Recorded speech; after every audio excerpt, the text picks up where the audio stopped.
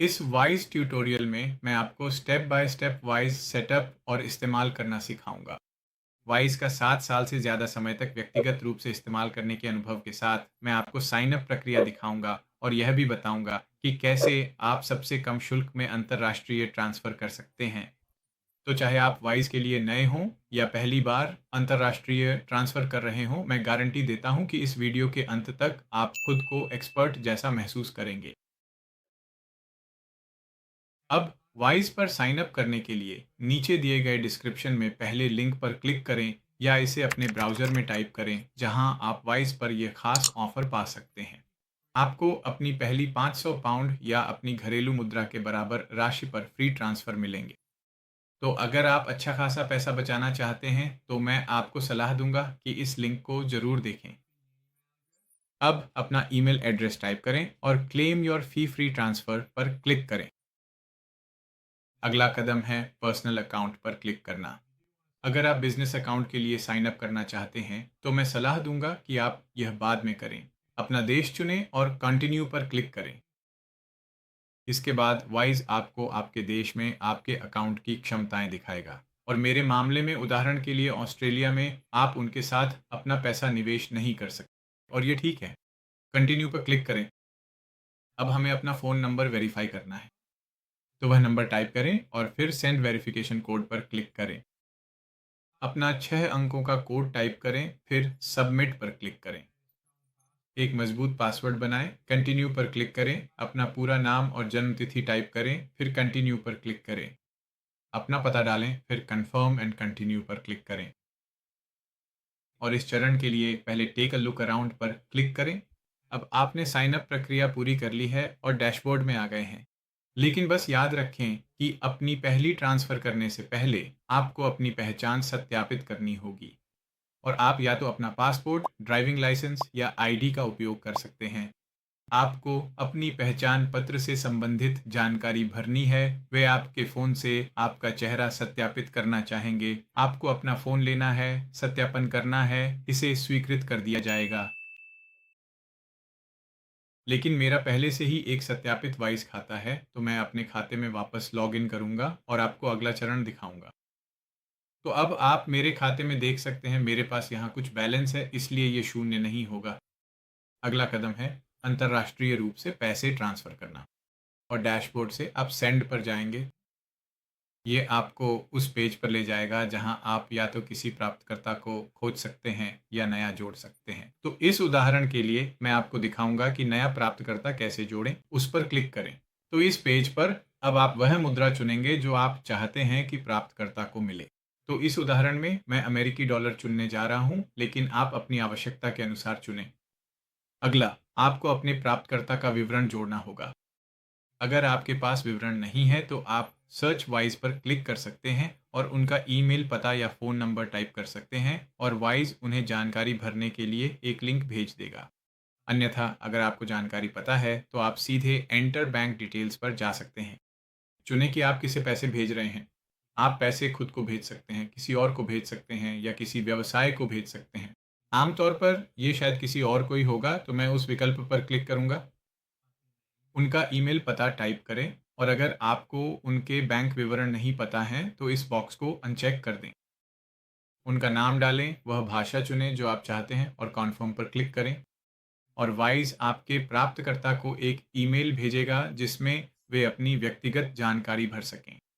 ये बहुत उपयोगी है अगर आपको उनकी जानकारी नहीं पता है। लेकिन अगर आपको पता है तो इस बॉक्स को फिर से चेक करें और उनकी जानकारी भरें। स्पष्ट है, अलग-अलग देशों में पैसे भेजने के लिए अलग-अलग विकल्प होते हैं। उदाहरण के लिए, एक अमेरिकी डॉलर खाते में आप पैसे एसीएच, वायर या स्विफ्ट के जरिए भेज सकते हैं। लेकिन मैं स्विफ्ट की सलाह नहीं देता क्योंकि इसमें आपको अतिरिक्त शुल्क देना पड़ेगा। तो एसीएच शायद सबसे अच्छा है और शुरुआत में यही वे सुझाते हैं। उनकी जानकारी भरें, कन्फर्म पर क्लिक करें और अब आप वह मुद्रा चुनेंगे जिससे आप पैसे भेज रहे हैं। तो इस मामले में मैं ऑस्ट्रेलियन डॉलर भेजने वाला हूं, लेकिन अगर कुछ और है तो कोई दूसरी मुद्रा चुनें। और अब वह राशि तय करने के दो तरीके हैं जो आप भेजना चाहते हैं। आप या तो अपनी मुद्रा में कोई राशि चुन सकते हैं, जैसे कि 100 ऑस्ट्रेलियन डॉलर, और ये अपने आप बता देगा कि प्राप्तकर्ता को उनकी मुद्रा में कितनी राशि मिलेगी। या अगर आप चाहते हैं कि प्राप्तकर्ता को एक निश्चित राशि मिले, जैसे कि 100 अमेरिकी डॉलर, तो आप इस बॉक्स में जाकर 100 टाइप करेंगे और फिर ये अपने आप दिखा देगा कि आपको कितने पैसे भेजने होंगे। और अब पेइंग विथ सेक्शन में आप चुन सकते हैं कि आप उन्हें किस तरह से भुगतान करना चाहते हैं। लेकिन अगर आपके पास बैलेंस है, तो वाइज अपने आप सबसे पहले वही विकल्प चुनेगा और आम तौर पर यही सबसे कम शुल्क वाला विकल्प होता है। आप यहाँ देख सकते हैं 2 की रियायत बाकी विकल्पों की तुलना में। लेकिन निश्चित रूप से आपके देश के अनुसार भुगतान करने के लिए अन्य अलग-अलग तरीके भी होंगे, जैसे डेबिट कार्ड या ऑस्ट्रेलिया में पे आईडी, जिसमें किसी का फ़ोन नंबर इस्तेमाल किया जाता है, या सामान्य बैंक ट्रांसफ़र और यहाँ तक कि क्रेडिट कार्ड भी। लेकिन जैसा कि आप यहाँ देख सकते हैं, अलग-अलग तरीकों के अलग-अलग शुल्क होते हैं और आपके पैसे पहुँचने में समय भी अलग-अलग लग सकता है। लेकिन मेरी सलाह है, अगर आपको जल्दी नहीं है, तो हमेशा सबसे कम शुल्क वाला विकल्प चुनें। लेकिन कभी-कभी अगर आपको जल्दी है, तो सबसे महंगा तरीका चुनना भी तब तक फ़ायदेमंद नहीं होता, जब तक वह आपको समय नहीं बचाता।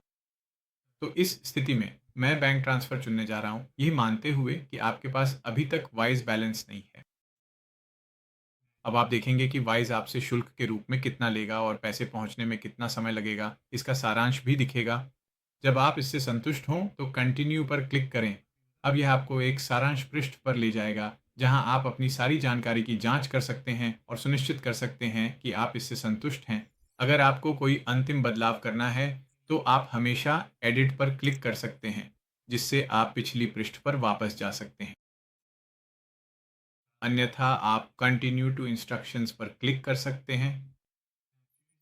अब बैंक ट्रांसफ़र तरीका चुनने पर वाइज़ आपको बताएगा कि इस लेन-देन को पूरा करने के लिए आपको उन्हें पैसे भेजने होंगे।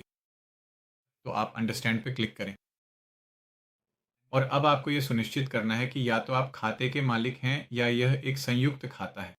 फिर से कंटिन्यू पर क्लिक करें। अब यहीं पर वाइज़ आपको बिल्कुल बताएगा कि इस लेन-देन को पूरा करने के लिए आपको क्या करना है, कि आपको ये राशि इस तारीख और समय तक भेजनी होगी, ताकि आप वही दर लॉक कर सकें जो उन्होंने आपको शुरू में दी।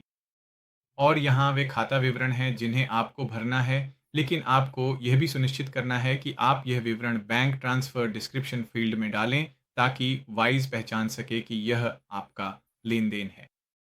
एक बार जब आप अपने बैंक जाकर लेन-देन पूरा कर लें, तो आप यहाँ वापस आकर पे नाउ पर क्लिक कर सकते हैं। जब आपने अपना बैंक चुन लिया हो, उस पर क्लिक करें और जब आपने अपने बैंक से लेन-देन पूरा कर लिया हो, तो आईव पेड पर क्लिक करें।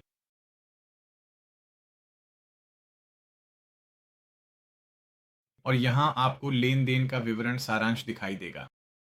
यह आपके होम पेज पर भी नवीनतम लेन-देन के रूप में दिख सकता है।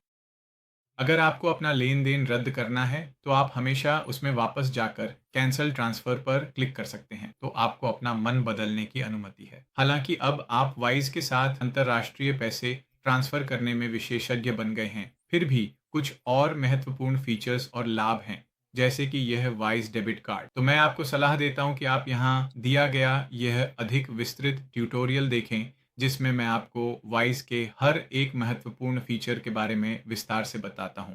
और मैं आपको अगले ट्यूटोरियल में मिलूँगा।